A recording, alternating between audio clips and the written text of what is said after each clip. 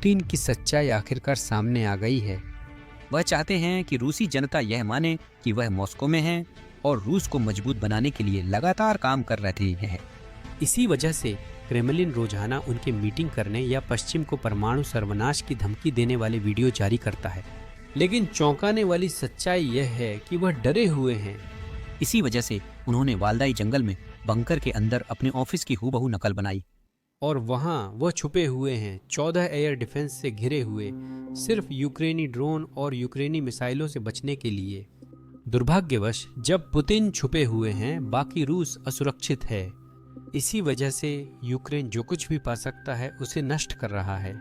इसमें रूसी बंदरगाह, रिफाइनरी और फैक्ट्रियां शामिल हैं। रूस पुतिन के अपने ही झूठ के बोझ तले ढह रहा है। लेकिन अब यह सब सामने आ रहा है। यह है वह सनसनीखेज जांच। अपनी स्क्रीन पर ये तस्वीरें देखें। क्रेमलिन के अनुसार ये सभी एक ही ऑफिस में हैं। क्रेमलिन यह छवि दिखाना चाहता है कि पुतिन हमेशा काम कर रहे हैं। वह देश को सुरक्षित और मजबूत रखने के लिए कड़ी मेहनत कर रहे हैं, लेकिन असलियत में वह सिर्फ खुद को सुरक्षित रखने के लिए काम कर रहे हैं। तो यहाँ कुछ पृष्ठभूमि है। मुख्य ऑफिस जिसमें पुतिन को काम करना चाहिए वह नोवोओगरा है। यह राष्ट्रपति निवास है जो मॉस्को से लगभग 15 मील बाहर है। इसी वजह से जब भी क्रेमलिन पुतिन की कोई वीडियो या तस्वीरें प्रकाशित करता है, वे हमेशा इसे इस राष्ट्रपति निवास स्थान के साथ लेबल करते हैं। इसमें पुतिन का अन्य नेताओं से मिलना, सुरक्षा बैठक करना या किसी नई बात के लिए नाटो को दोष देना जैसी चीजें शामिल हैं। इसे हमेशा एक ही स्थान पर लेबल किया जाता है। इसका कारण बहुत साधारण है। क्रेमलिन चाहता है कि हर रूसी माने कि पुतिन हमेशा मॉस्को में रहकर काम करते हैं। वह किसी भी चीज या किसी से भी नहीं डरते, भले ही एक विशेष सैन्य अभियान चल रहा हो। अगर आप इन वीडियोज पर ध्यान से गौर करें जो क्रेमलिन प्रकाशित कर रहा है, तो आप यह समझ जाएंगे वह कार्यालय असल में उस राष्ट्रपति कार्यालय से मेल नहीं खाता जो पिछले 25 वर्षों से मॉस्को के बाहर है। यह सिर्फ एक उदाहरण है। उस दरवाजे के हैंडल को देखिए। असली कार्यालय में हैंडल सिलवट के ऊपर है। हाल ही में क्रेमलिन के वीडियो में वह सिलवट के नीचे था और अब जांचकर्ताओं ने इसे जोड़कर देखा है और उन्हें एहसास हुआ है कि ऐसी कई असंगतियां हैं। और इसका मतलब है कि पुतिन ने देश भर में अपने ऑफिस की एक काफी अच्छी नकल तैयार की है, लेकिन बिल्कुल परफेक्ट नहीं। इस दूसरी तस्वीर को देखिए जहां ऑफिस की पृष्ठभूमि भले ही यह एक जैसी एंगल से है, असल में वैसी नहीं दिखती। अब आप इन तस्वीरों का सबसे बुरा हिस्सा सुनना चाहेंगे। क्रेमलिन के अनुसार ये दोनों तस्वीरें एक ही दिन और एक ही ऑफिस की हैं। अब लोग अपने ऑफिस का नवीनीकरण करते हैं, मैं जानता हूं, और इसका मतलब है कि उनके पीछे की दीवार बदल जाती है, लेकिन मुझे शक है कि ये नवीनीकरण एक ही दिन में हो जाते हैं। तो सवाल उठता है, पुतिन कहाँ हैं और वह ऐसा क्यों कर रहे हैं? पिछली रिपोर्टों से हमें पता है कि पुतिन के रूस में 3 एक जैसे ऑफिस हैं। एक तो जाहिर है मॉस्को में है, एक सोची में है जो दक्षिणी रूस का एक टूरिस्ट टाउन है, और एक वाल्दाई में है। यह शहर जंगलों से घिरा है और मॉस्को व सेंट पीटर्सबर्ग के बीच स्थित है। खैर, ऐसा लगता है कि 2025 में पुतिन वाल्दाई ऑफिस को थोड़ा ज्यादा पसंद कर रहे हैं। इसका कारण यूक्रेनी लंबी दूरी के हमले हैं। देखिए, मॉस्को रूस के सबसे बड़े शहर के बीचों बीच स्थित एक राष्ट्रपति परिसर है। पुतिन इस परिसर की सुरक्षा के लिए बहुत ज्यादा वायु रक्षा तैनात नहीं कर सकते, क्योंकि यह दिखने में अच्छा नहीं लगेगा। आप समझ रहे हैं ना मैं क्या कहना चाहता हूं? और सोची वाला वो समुद्र के बिल्कुल पास है और ऊंचे स्थान पर बना हुआ है, तो यूक्रेनी ड्रोन और यूक्रेनी मिसाइलों से इसकी रक्षा करना ज्यादा मुश्किल है। लेकिन वाल्दाई वाला एकदम परफेक्ट है। यह जंगल में है, ज्यादा लोग नहीं देख सकते कि यह कहाँ है। इसका मतलब है कि यह पुतिन को वहां एयर डिफेंस लगाने के लिए भरपूर मौका देता है, और वही वह कर भी रहे हैं। इस रिपोर्ट के अनुसार पुतिन ने महल को 14 एयर डिफेंस से घेर रखा है और 2025 में उन्होंने अपना ज्यादातर समय इसी इलाके में बिताया है। यह आपको सब कुछ बता देता है कि यह युद्ध छोटे व्लादिमीर के लिए कैसा चल रहा है।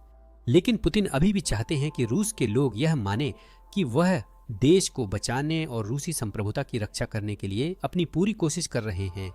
इसलिए वे कैलेंडर बेच रहे हैं। मजाक नहीं कर रहा हूं, देखिए। तो पुतिन 2026 के कैलेंडर रूस में आ गए हैं। मेरे पास यहाँ कुछ हैं। पिछले वर्षों की तरह इसमें तथाकथित विशेष सैन्य अभियान की कोई तस्वीरें नहीं हैं। रूस का यूक्रेन में युद्ध तस्वीरों में इसका कोई जिक्र ही नहीं है। कैलेंडर बनाने वाले चाहते हैं कि रूसी लोग व्लादिमीर पुतिन को एक मजबूत नेता, राष्ट्रपिता जैसी शख्सियत के रूप में देखें।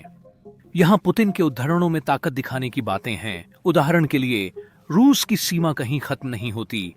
मैं एक कबूतर हूं, लेकिन मेरे पास बहुत ताकतवर लोहे के पंख हैं। और क्या, अपनी हरकतों को सही ठहराने की कमजोर कोशिशें। मैंने सब कुछ किया है ताकि रूस एक स्वतंत्र और संप्रभु राष्ट्र बने जो अपने फैसले खुद ले सके। मुझे लगता है कि रूस अब बहुत ज्यादा मजबूत हो गया है पिछले 2-3 सालों में, क्योंकि हम वास्तव में एक संप्रभु देश बन रहे हैं।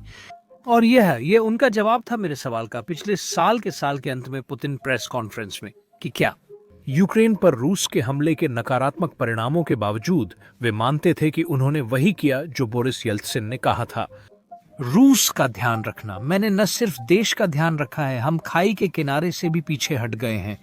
अगर कोई वह कैलेंडर खरीदे तो कोड बेसिक्स जरूर इस्तेमाल करें ताकि 3 दिन की फ्री स्पेशल मिलिट्री डिलीवरी मिले। अब पुतिन के व्यवहार की तुलना में यूक्रेनी राष्ट्रपति के व्यवहार को देखें तो सोचिए जेलेंस्की क्या कर रहे हैं। मैं पूरे दिन ज़पोरिजिया क्षेत्र में रहा हूं। रूसियों की कोशिश है कि यूक्रेनियों के लिए जिंदगी असहनीय बना दी जाए। हम अपने देश और सभी यूक्रेनियों की सुरक्षा सुनिश्चित करने के लिए हर संभव प्रयास कर रहे हैं। और मैं सबको याद दिला दूं, ज़पोरिजिया बिल्कुल मोर्चे पर है। जेलेंस्की मोर्चे पर जा रहे हैं क्योंकि उन्हें देश की परवाह है। पुतिन वायु रक्षा से घिरे एक जंगल में छुपे हुए हैं क्योंकि उन्हें सिर्फ अपनी ही परवाह है। मैं आपको अच्छे स्वास्थ्य की शुभकामनाएं देता हूं प्रिय यूक्रेन वासियों। आज ज़पोरिजिया में आपका दिन है। मैं आज ज़पोरिजिया क्षेत्र में था और हमारी लड़ाकू ब्रिगेडों से मिला। सभी यूक्रेन वासियों को स्वास्थ्य की शुभकामनाएं। 65वीं अलग मैकेनाइज्ड ब्रिगेड 17वें कोर का हिस्सा है और ओरेकोव दिशा में हमारे राज्य की रक्षा करती है। 128वीं अलग माउंटेन असॉल्ट ब्रिगेड के योद्धा स्टेपनोहिर्स्क के आसपास रक्षा कर रहे हैं। आज हमने कमांडरों के साथ बहुत विस्तार से चर्चा की कि हमारी स्थिति को मजबूत करने के लिए ठीक ठीक क्या चाहिए और इस दिशा को कैसे और मजबूत किया जाए। यह एक महत्वपूर्ण मुद्दा है। मैं ज़पोरिजिया क्षेत्र में, खासकर हुलीपोली और काम्यांस्क की दिशा के इलाकों में यहाँ की कठिनाइयों के बारे में विस्तृत जानकारी के लिए आभारी हूँ। कल मैं विशेष रूप से इस क्षेत्र पर केंद्रित एक स्टाफ मीटिंग करूंगा पर ज़पोरिजिया की रक्षा और सभी मुद्दों उठाए गए। जैसा कि प्रसिद्ध कहावत है, युद्ध में मनोबल भी बहुत भौतिक होता है।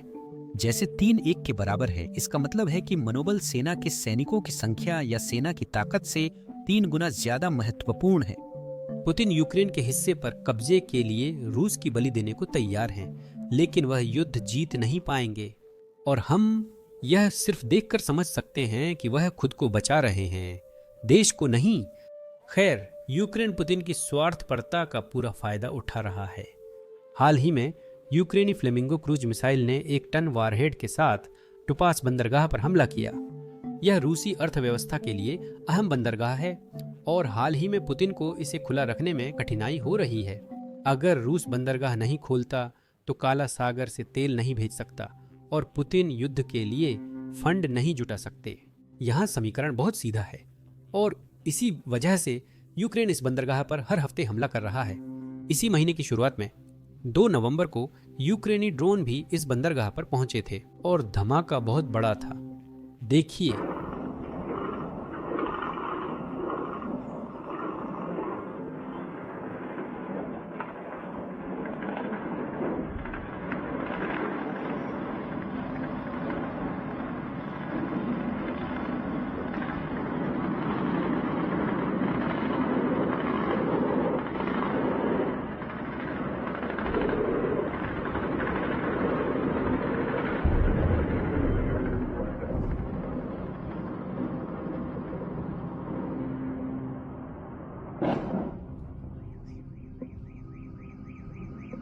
असल में धमाका इतना बड़ा था कि रूस को इस बंदरगाह से सभी निर्यात रोकने पड़े। जब वे लोग इससे उबर रहे थे और कुछ मरम्मत चल रही थी, यूक्रेन ने फिर नए फ्लेमिंगो मिसाइल से हमला कर दिया।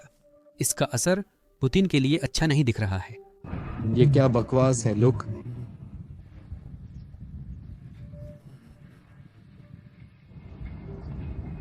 लेकिन यूक्रेन सिर्फ बंदरगाहों को ही निशाना नहीं बना रहा है।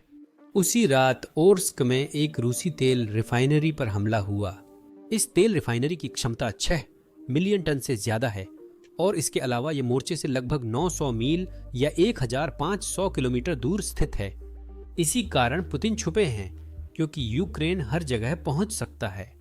इस रिफाइनरी पर इतनी बार हमला हुआ कि अब गिनती रखना मुश्किल है।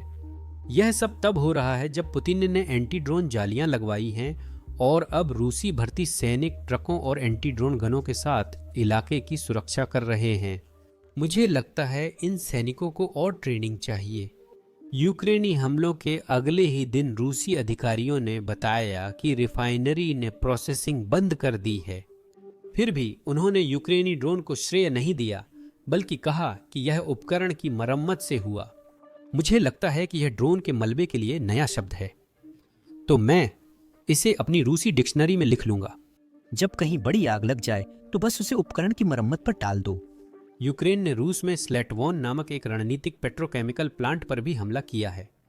यह प्लांट पुतिन की सेना के लिए उत्पाद बनाता है, जिसमें सैन्य उपकरणों के पुर्जे और अन्य चीजों के अलावा रूसी ड्रोन के पार्ट्स भी शामिल हैं।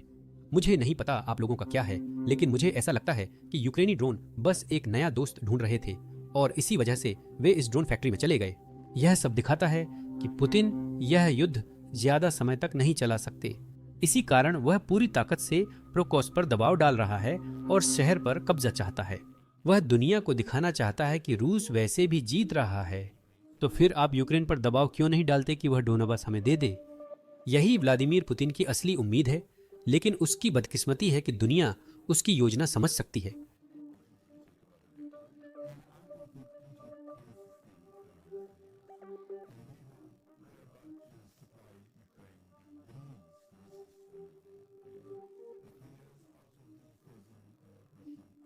अब यूक्रेन अपने लगभग आधे ड्रोन और क्रूज मिसाइलें खुद यूक्रेन में बनाता है। यूक्रेन पुतिन का प्रदर्शन उम्मीद से कम रहा। हमें लगा था उसकी सेना दुनिया में दूसरी सबसे बड़ी है और तख्ता पलट हो जाएगा। यह आसान काम था, 3 दिन का ऑपरेशन।